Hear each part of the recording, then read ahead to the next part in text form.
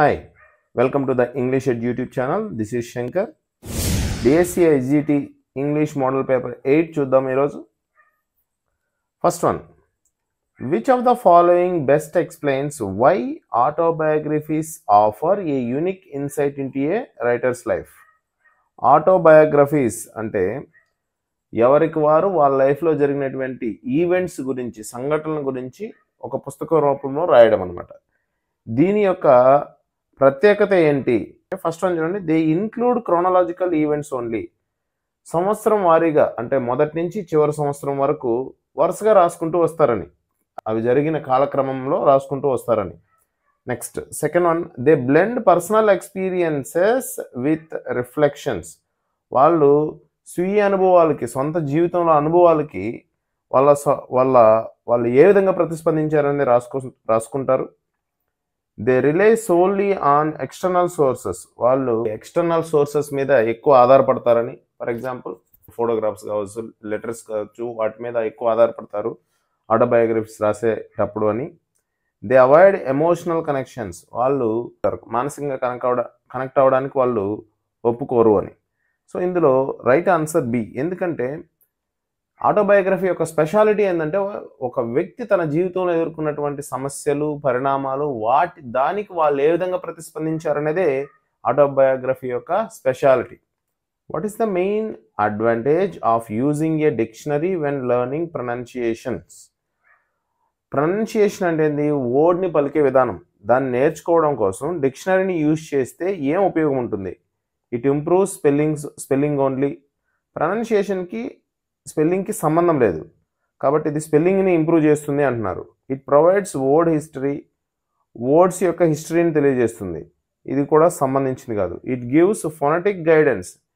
ఇది ఏం చేస్తుంది? డిక్షనరీ ఆ వర్డ్ని ఎలా పలకాలో ఆ ఫొనెటిక్ గైడెన్స్ ఉంటుంది, ఫొనెటిక్ ట్రాన్స్క్రిప్షన్ ఉంటుంది. సో ఆ ఫొనెటిక్ ట్రాన్స్క్రిప్షన్ ద్వారా మనం ఏం చేయొచ్చు? ఆ వర్డ్ని ప్రాపర్గా ప్రొనౌన్షియేట్ చేయొచ్చు. కాబట్టి C is the right answer. It enhances grammar skills. గ్రామర్ని నేర్చుకునే దానికి ప్రోత్సహిస్తుంది అన్నారు. సో మనం ప్రొనౌన్సియేషన్ గురించిన సమాచారం కదా కావాల్సింది, కాబట్టి C is the right answer. Next, what is the grammatical function of the word running in the sentence below? Running అనే వర్డ్ యొక్క ఫంక్షన్ లేదా పార్ట్స్ ఆఫ్ స్పీచ్ ఏంటి ఈ కింది సెంటెన్స్లో? Running is my favourite hobby. ఇందులో రన్నింగ్ అనేది subject, is అనేది వర్బు, మై ఫేవరెట్ హాబీ అనేది ఆబ్జెక్ట్. సో ఇందులో సబ్జెక్ట్ పొజిషన్లో ఉండేది ఆల్వేస్ ఏమవుతుందంటే నౌన్ కానీ, నౌన్ ఫ్రేజ్ కానీ అవుతుంది, లేదా నౌన్ క్లాస్ కానీ అవుతుంది. సో ఇక్కడ నౌన్ లేదు మనకు. దీన్ని జెరండ్ అంటారు. జెరండ్ అంటే ఏంటంటే V4 అంటే ప్రజెంట్ పార్టిసిపుల్ని ఒక నౌన్గా యూజ్ చేసినట్లయితే దాన్ని జెరండ్ అంటాం. ఇక్కడ రన్నింగ్ అంటే పరిగెత్తడం అని అర్థం. పరిగెత్తడం అనేది పనిగా కాకుండా పరిగెత్తడం అనేది ఒక పేరుగా చూపిస్తున్నారు. సో పరిగెత్తడం అనేది నాకు ఇష్టమైనటువంటి కార్యక్రమం అని. So answer is B. Gerund అంటే వర్బల్ నౌన్, V4ని ప్రజెంట్ పార్టిసిపుల్ని నౌన్గా యూజ్ చేయడం అని. Next, when crafting an essay why is it important to use variety of sentence types?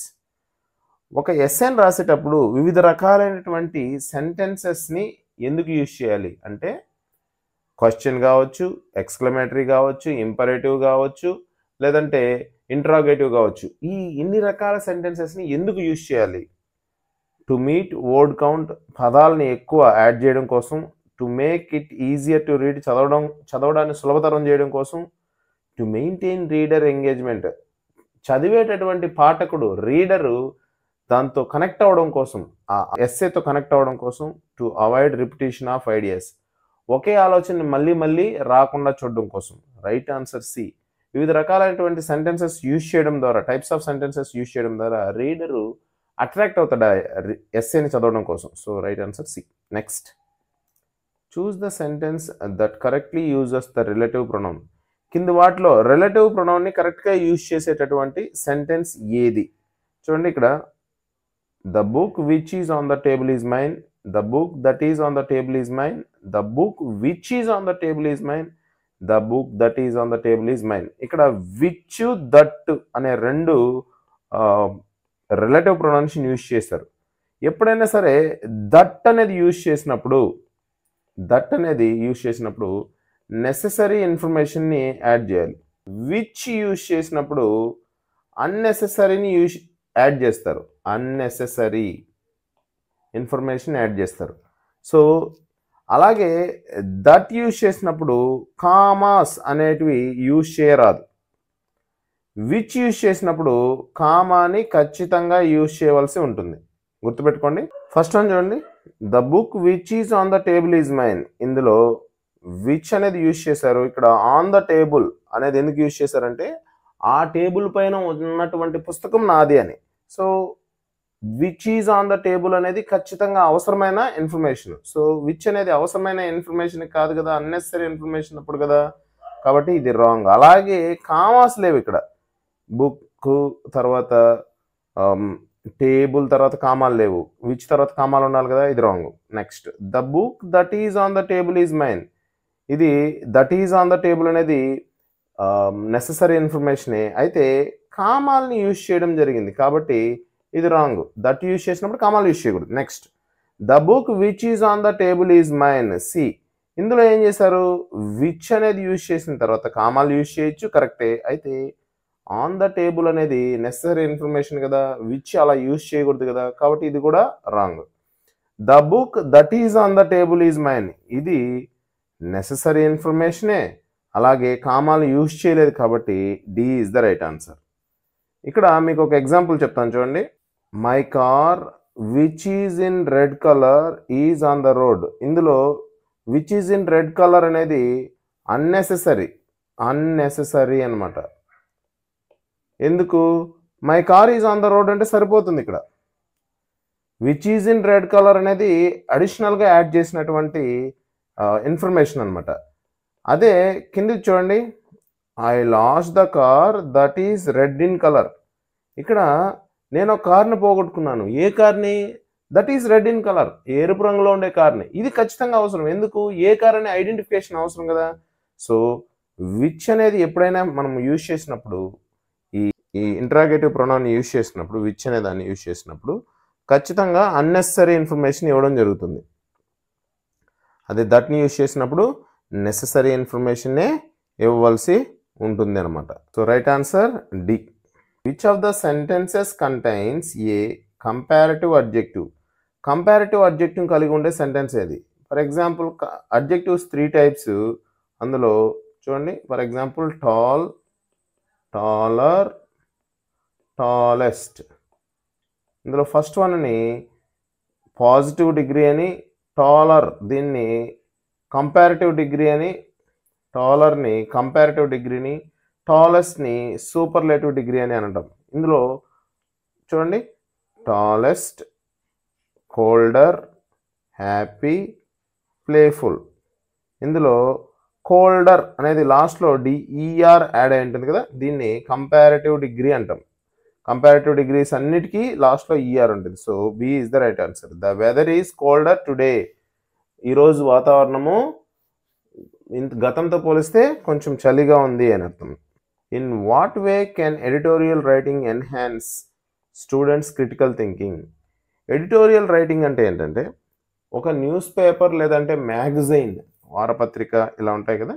So ఇందులో ఎడిటోరియల్స్ అనేటివి ఏం చేస్తాయంటే, ఏదైనా ఒక సమకాలీన అంశం పైన ఆ పేపర్ వాళ్ళు లేదంటే మరొక రైటరు దానిపైన వారి అభిప్రాయాలు రాస్తారు. ఈ ఎడిటోరియల్స్ అనేటివి క్రిటికల్ థింకింగ్ని ఏ విధంగా డెవలప్ చేస్తాయి అంటే, డిఫరెంట్ టైప్స్ ఆఫ్ వ్యూస్ని ఏ విధంగా డెవలప్ చేస్తాయని. బై మెమరైజింగ్ ఫ్యాక్ట్స్ అంటే ఏదైనా జ్ఞప్తికి ఉంచుకోవడం కోసం. Next, by encouraging analysis of view points, వివిధ రకాల కోణాలలో అభిప్రాయాల్ని మనం అనలైజ్ చేయడానికి, విశ్లేషించడానికి ఉపయోగపడుతుంది. Next, by focusing only on one perspective, ఒకరి దృష్టికోణం నుంచి ఆలోచించడానికి ఉపయోగపడుతుంది. బై అవాయిడింగ్ కాంట్రవర్షియల్ టాపిక్స్, ఏదైనా సమస్య ఉంటే ఆ టాపిక్స్ని అవాయిడ్ చేయడానికి ఉపయోగపడుతుంది. ఇందులో రైట్ ఆన్సర్ బి. ఎందుకంటే ఫర్ ఎగ్జాంపుల్ డీఫారెస్టేషన్ అనుకోండి. డీఫారెస్టేషన్ అంటే చెట్లు నరికివేయడం. దీనివల్ల ఎటువంటి ప్రాబ్లం వస్తుంది? ఫస్ట్, వెదర్లో ఎటువంటి మార్పులు వస్తాయి, తర్వాత యానిమల్స్ ఏ విధంగా సఫర్ అవుతాయి, తర్వాత ఆ చెట్లు నరికేయడం వల్ల వాటిపైన ఉండే బర్డ్స్ ఏ విధంగా ఎఫెక్ట్ అవుతాయి, హ్యూమన్ బీయింగ్స్ ఏ విధంగా ఎఫెక్ట్ అవుతారు. సో చూడండి, అక్కడ ఒక పాయింట్ ఏంటి, అడవుల్ని నరికివేయడం, డిఫారెస్టేషన్. దానివల్ల ఒక్కొక్కరు point of view, human beings, weather, animals, birds, so ఇలా అన్ని వ్యూ పాయింట్స్ని తీసుకునే దానికి అవకాశం ఉంది ఎడిటోరియల్స్ వల్ల. So answer is B. Next, which of these sentences correctly uses an article and preposition together? కింది వాటిలో ఏది ఆర్టికల్ని ప్రిపోజిషన్ని సక్రమంగా ఉపయోగించబడింది? She is a teacher in an university. ఇక్కడ యూనివర్సిటీలో యూ ఉంది కాబట్టి ఇక్కడ యాన్ రాకూడదు, ఇది రాంగ్. ఇక్కడ టీచర్లో కాన్సనెంట్ సౌండ్ ఉంది కాబట్టి ఏ రావచ్చు, ఇక్కడ యూ అనేది కాన్సనెంట్ కాబట్టి ఏ రావాలి, యాన్ ఇచ్చారు కాబట్టి ఇది wrong. Next, she is the teacher at a university, ఇది కరెక్ట్. ఇక్కడ the teacher A university, so ఇక్కడ కాన్సనెంట్ సౌండ్ ఉంది కాబట్టి ఏ రావడం జరిగింది. ఇక్కడ ద అనేది ఫలానా టీచర్ పర్టికులర్లీ ఐడెంటిఫై చేస్తున్నారు కాబట్టి she is the teacher at a university అంటున్నారు. Next, what is the primary function of using varied punctuation in note making? ఒక నోట్ మేకింగ్ చేసేటప్పుడు డిఫరెంట్ టైప్స్ ఆఫ్ పంక్చుయేషన్స్ అంటే సింబల్స్ని యూజ్ చేయడం ఎందుకు? దాని యొక్క కర్తవ్యం ఏంటి అంటే టు యాడ్ హ్యూమర్, అంటే హాస్యాన్ని జోడించడం కోసం కాదు. To create emphasis and clarity. ఈ గుర్తులు ఏం చేస్తాయంటే ఆ నోట్ మేకింగ్లో ఆ పాయింట్ ఎంత ముఖ్యమైనది మరియు క్లారిటీ ఎంత స్పష్టంగా తెలియాలి. మనము ఒక పెద్ద కంటెంట్ని చిన్న కంటెంట్గా మనం మారుస్తున్నప్పుడు ఆ చిన్న కంటెంట్ ఆ పెద్ద కంటెంట్లో ఎంత ముఖ్యమో ఈ చిన్న కంటెంట్ మనం ప్రిపేర్ చేసినట్టు నోట్ మేకింగ్ ఆ మీనింగ్ని ప్రొడ్యూస్ చేయాలి, క్లారిటీ మిస్ అవ్వకూడదు. So this one is the right answer. To make notes longer, నోట్స్ని పెద్దదిగా చేయడం కోసం. నోట్ మేకింగ్ అనేది చిన్నది చేయడానికి ఉపయోగపడుతుంది కానీ పెద్దదిగా చేయొద్దు, so wrong. To confuse readers, దాన్ని చదివే వాళ్ళని కన్ఫ్యూజ్ చేయడం కోసం, ఇది కూడా wrong. Right answer B. Next, which of these is a complex sentence? కింది వాటిలో కాంప్లెక్స్ సెంటెన్స్ ఏది? కాంప్లెక్స్ సెంటెన్స్ని గుర్తుపెట్టుకోవడం కోసం ఫస్ట్ మనం చేయవలసిన పని ఏంటంటే సబార్డినేట్ కంజంక్షన్ని ఆ సెంటెన్స్లో ఉందా లేదా వెతకడం. చూడండి, she ran quickly and she won the race. చూడండి, ఇది ఒక మెయిన్ క్లాజ్, ఎందుకంటే ఇది ఒక సబ్జెక్టు ఒక ఫైనైట్ వర్బు. ఇక్కడ షీ అనేది ఒక సబ్జెక్టు, వన్ అనేది ఒక ఫైనైట్ వర్బు. ఇలా రెండు మెయిన్ క్లాజెస్ ఉన్నాయి. ఒక సబ్జెక్ట్ ఒక ఫైనైట్ వర్బ్ ఉంటే అదొక మెయిన్ క్లాజ్ అవుతుంది. ఇలా రెండు మెయిన్ క్లాజెస్ని కలిగి ఉంది కాబట్టి దీన్ని మనము ఏమని చెప్పచ్చు, ఒక కాంపౌండ్ సెంటెన్స్గా చెప్పొచ్చు. అయితే కాంపౌండ్ సెంటెన్సెస్ రెండింటిని కలపడానికి సెమీకోలన్ యూజ్ చేస్తాం, కామాని యూజ్ చేయం. Next, she ran quickly, she won the race. ఈ రెండు కూడా రెండు మెయిన్ క్లాజెస్. రెండు మెయిన్ క్లాజెస్ని సెమీకోలన్తో కలిపారు కాబట్టి ఇది కూడా ఒక compound sentence. She ran quickly because, ఈ బికాస్ అనేది సబార్డినేట్ కంజంక్షన్. సబార్డినేట్ కంజంక్షన్ కలిగి ఉండేదాన్ని సబార్డినేట్ క్లాజ్ అంటాం. Subordinate clause. So subordinate clause ఒకటి, షీ ర్యాన్ క్విక్లీ అనేది ఒక మెయిన్ క్లాజ్. ఎందుకు? షీ అనేది ఒక సబ్జెక్టు, ర్యాన్ అనేది ఒక ఫైనైట్ వర్బ్ కలిగి ఉన్నది కాబట్టి అలాగే ఇండివిజువల్గా అది ఒక మీనింగ్ని ఇస్తుంది. ఎలాగా? షీ ర్యాన్ క్విక్లీ, ఆమె వేగంగా పరిగెత్తింది, అది ఒక కంప్లీట్గా తన సొంత మీనింగ్ని ఇస్తుంది. Because she wanted to win, ఎందుకంటే ఆమె గెలవాలనుకుంది. ఎందుకంటే ఆమె గెలవాలనుకుంది అనేది పూర్తి కాలేదు, అది దాని మీనింగ్ కోసం మరొక సెంటెన్స్ మీద ఆధారపడింది కాబట్టి దీన్ని డిపెండెంట్ క్లాజ్ అంటాం, సబార్డినేట్ క్లాజ్ని. సో ఒక మెయిన్ క్లాజు ఒక సబార్డినేట్ క్లాజ్ని కలిగి ఉండేదే ఒక complex sentence. Next, she ran quickly, she wanted to win, ఇది రెండు మెయిన్ క్లాజులను కలిగి ఉంది కాబట్టి ఇది కూడా ఒక compound sentence. Right answer complex sentence ఏది? C. Next, which statement best explains the role of dramatists in English literature? కింది వాటిలో ఏది డ్రామాటిస్ట్స్ అంటే డ్రామాలు రాసే వారిని గురించి క్లియర్గా ఎక్స్ప్లెయిన్ చేస్తుంది? డ్రామాటిస్ట్ అంటే ఎవరు? డ్రామాస్ని రాసేటటువంటి వాళ్ళు. వీళ్ళు ఏం చేస్తారు, డిఫరెంట్ టైప్స్ ఆఫ్ డ్రామాస్ రాస్తారు. డ్రామాస్ ఎలా ఉంటాయి, ఒక్కొక్క క్యారెక్టర్కి ఒక్కొక్క డైలాగ్ ఉంటుంది. ఆ డైలాగులు చెప్పడం ద్వారా స్టోరీని నెరేట్ చేస్తారు. సో ఇప్పుడు ఆప్షన్స్ చూద్దాం. They only write short stories, ఇది రాంగ్, ఎందుకంటే వాళ్ళు డ్రామా రాస్తారు కాబట్టి. They create dialogues to reveal character conflicts, yes ఇదే కరెక్ట్ ఆన్సర్. ఎందుకు, డ్రామా అనేది ఏంటి, ఒక్కొక్క పర్సన్ ఒక్కొక్క డైలాగు డెలివర్ చేస్తుంటాడు, దాని ద్వారా స్టోరీ నెరేట్ అవుతూ ఉంటుంది, అలాగే క్యారెక్టర్స్ మధ్య ఉండేటటువంటి సంఘర్షణ రివీల్ అవుతూ ఉంటుంది. So right answer B. They focus on history exclusively, history మీద వాళ్ళు ఎక్కువ ఫోకస్ చేస్తారు, ప్రత్యేకంగా దాన్నే ఫోకస్ చేస్తారు. No, wrong.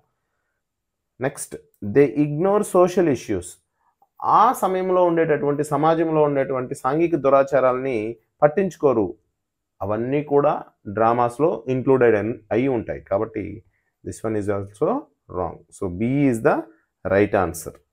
Next, when crafting an autobiography what technique most effectively adds depth, ఒక ఆటోబయోగ్రఫీ రాసేటప్పుడు ఏ టెక్నిక్ యూజ్ చేస్తే ఆ ఆటోబయోగ్రఫీ చాలా డెప్త్గా, చాలా ఎఫెక్టివ్గా ఉంటుంది, చాలా మంచిగా ఉంటుంది.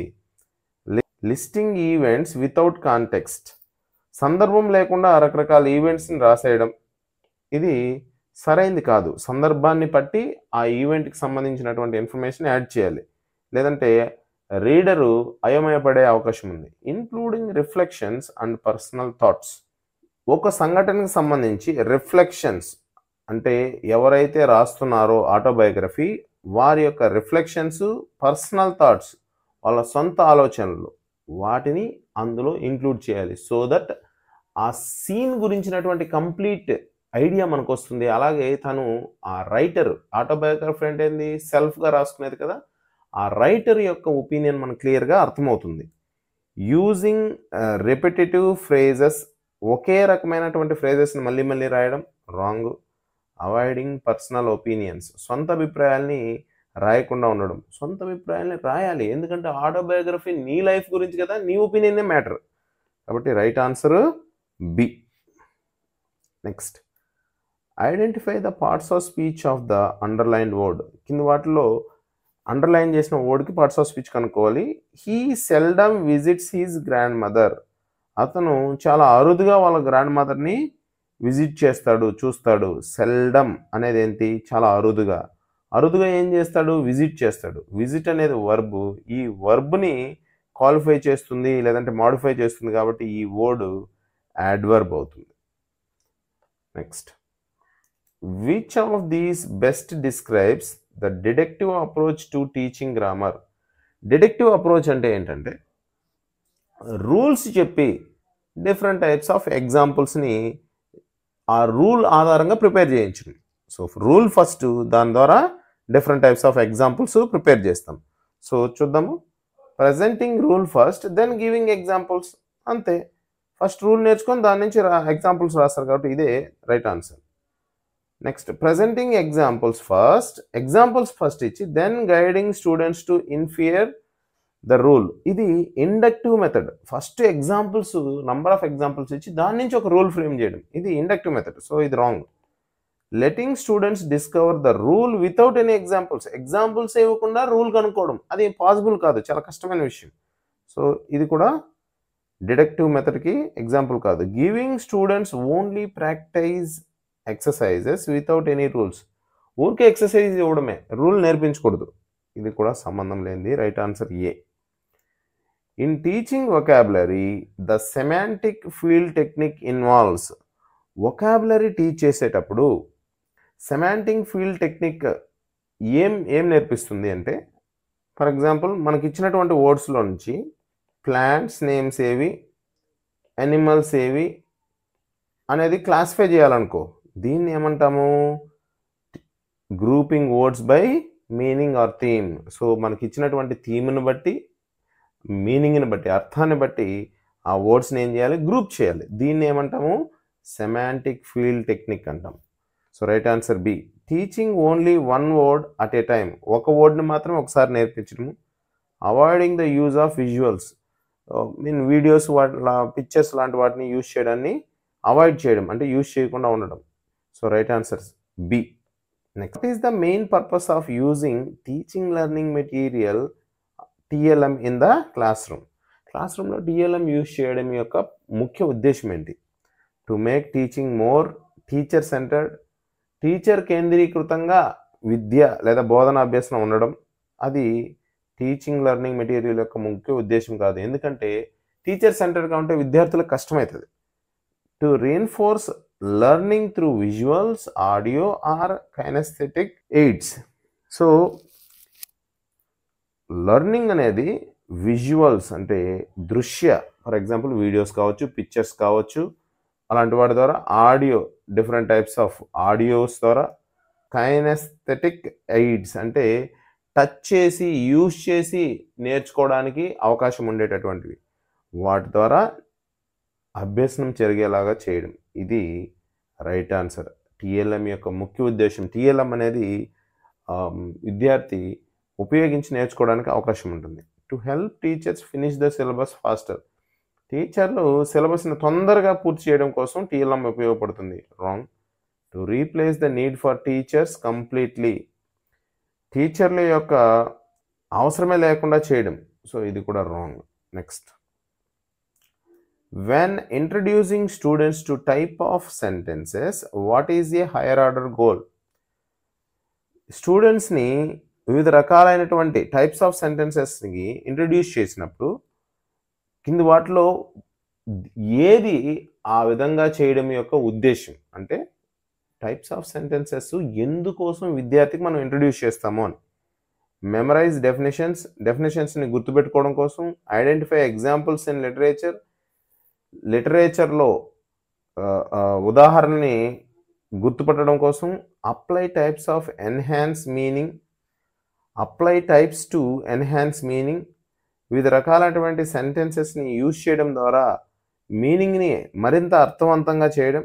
ప్రాక్టీస్ స్పెల్లింగ్ వేరియేషన్స్, రకరకాల స్పెల్లింగ్లో మార్పుల్ని నేర్చుకోవడము. So answer is C.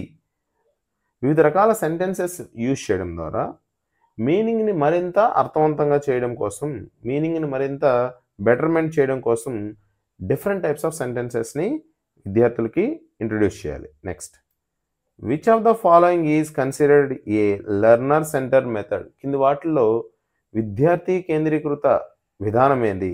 Lecture method, lecture అంటే టీచరు తను నిలబడి లెక్చర్ ఇస్తూ ఉంటాడు, అంటే ఉపన్యసిస్తూ ఉంటాడు, కంటిన్యూస్గా మాట్లాడుతూ ఉంటాడు, ఇది teacher centre method. Dictation method, teacher చెప్తూ ఉంటాడు, విద్యార్థి రాస్తూ ఉంటాడు, ఇది కూడా టీచర్ సెంటర్డ్ మెథడే. గ్రూప్ డిస్కషన్స్, విద్యార్థి ఏం చేస్తాడంటే గ్రూపుల్లో మాట్లాడి తను నేర్చుకోవడం జరుగుతుంది, అంటే మాట్లాడడం కావచ్చు, వొకాబులరీ కావచ్చు, తనకున్న అనుమానాలు కావచ్చు, ఇవన్నీ గ్రూప్ డిస్కషన్ ద్వారా నేర్చుకుంటాడు. సో ఇది స్వేచ్ఛగా విద్యార్థి తను చేయడానికి అవకాశం ఉంది కాబట్టి ఇది child centred method. Grammar translation method, ఇది గ్రామర్ని టార్గెటెడ్ లాంగ్వేజ్ నుంచి మదర్ టంగ్లోకి ట్రాన్స్లేట్ చేసి నేర్చుకోవడం, ఇది కూడా టీచర్ సెంటర్డ్ మెథడే. Next, the principle of individual differences in teaching English suggests that, English బోధనలో విద్యార్థుల మధ్య ఉండేటటువంటి అభ్యసనంలో వివిధ రకాలైనటువంటి తేడాలు ఉంటాయి. అంటే ఒకరు వేగంగా చదువుతారు, మరి కొంతమంది నెమ్మదిగా చదువుతారు, మరి కొంతమంది మోడరేట్గా ఉంటారు.